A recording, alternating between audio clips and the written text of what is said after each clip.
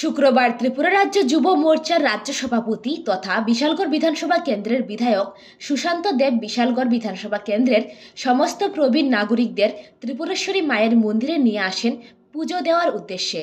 সাথে উপস্থিত ছিলেন রাজ্য যুব মোর্চার স্টেট সেক্রেটারি পার্থ দেব, বিশালগড় মণ্ডলের সহসভাপতি জিতেন্দ্র চন্দ্র সাহা, মিডিয়া ইনচার্জ বাপি সাহা সহ আরও অন্যান্যরা।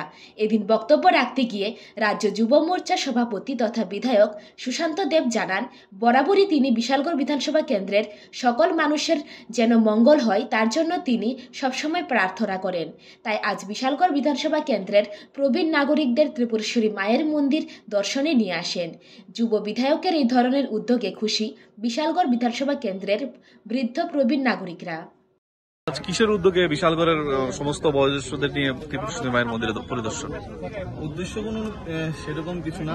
উদ্দেশ্য হলো অনেকদিন যাবৎ ইচ্ছে ছিল বিশালগড়ের সমস্ত বয়োজ্যেষ্ঠ ব্যক্তিদেরকে নিয়ে মায়ের কাছে আসবো, মায়ের কাছে প্রার্থনা করব বিশালগড়বাসীর যেন সকলের মঙ্গল হয়।